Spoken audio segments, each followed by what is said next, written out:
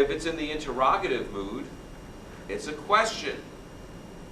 If it's in the subjunctive mood, it indicates a possibility or a wish. So there are, every verb has a mood, and we need to be alert to it. I mean, so often we just take things for granted. For example, where it says,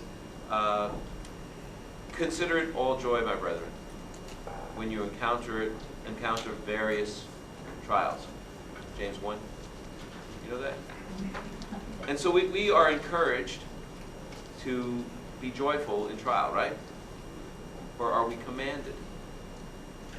It's a command. That's stronger than, oh, you should try. Yesterday we talked about Ephesians 5:18.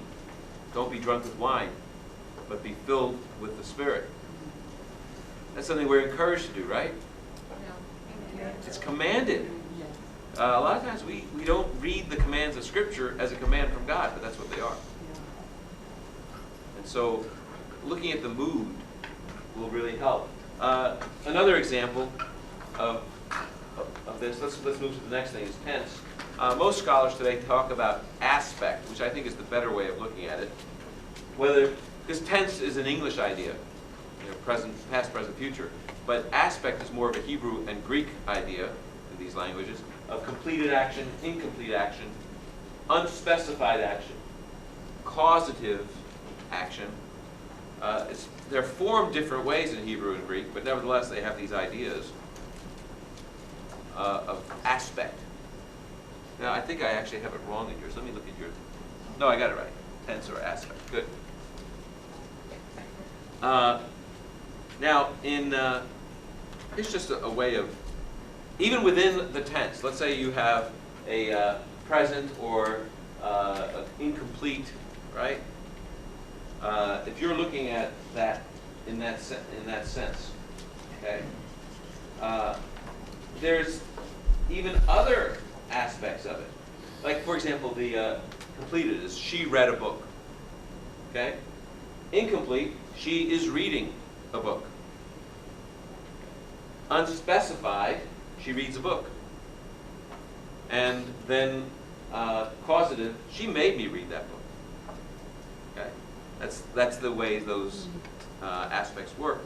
Well, when you come to 1 John 3,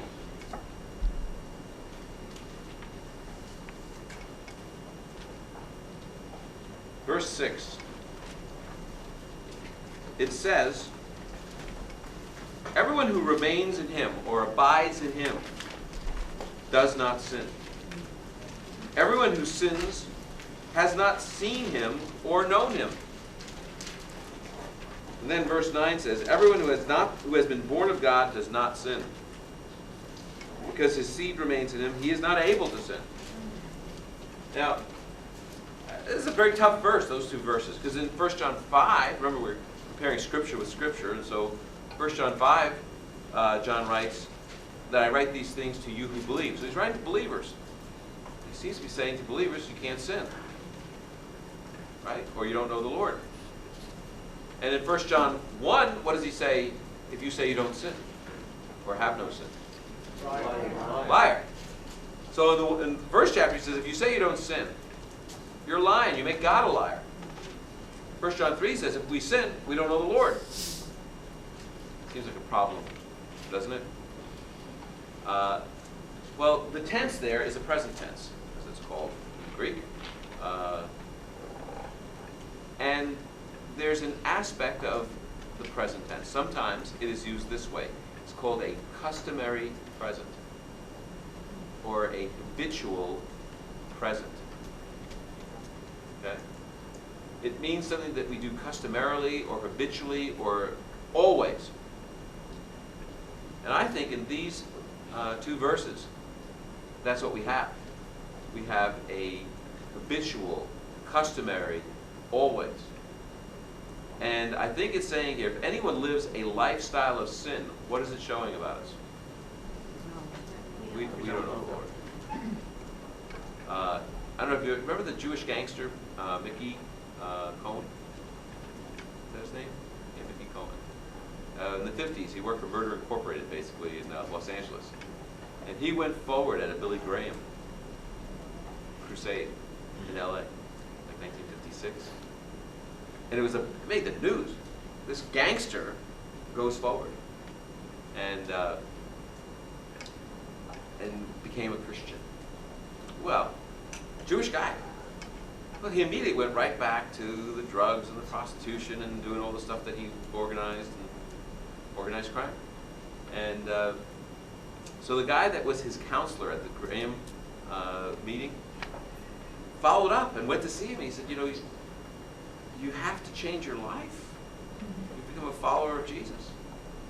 And this is what he said. Listen. And I know this is not messianic terminology, but it's truly what he said. He says, there are Christian lawyers and Christian doctors and Christian businessmen. I'm a Christian gangster.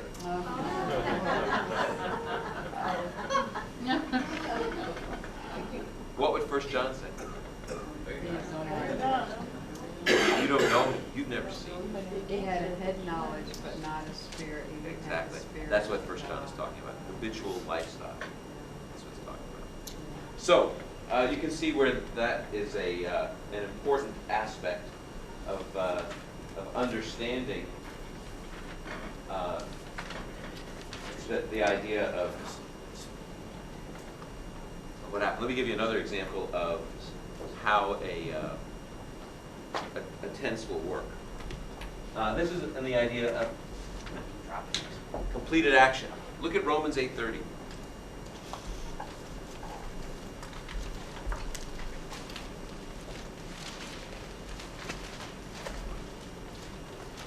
This is talking about followers of Yeshua, and it says, those he predestined, he, this is God, also called. And those he called, he also justified. He declared righteous. And those he justified or declared righteous, he also glorified. Now, if anyone leans towards probably here we don't have as many Calvinists. I do a booty, but I lean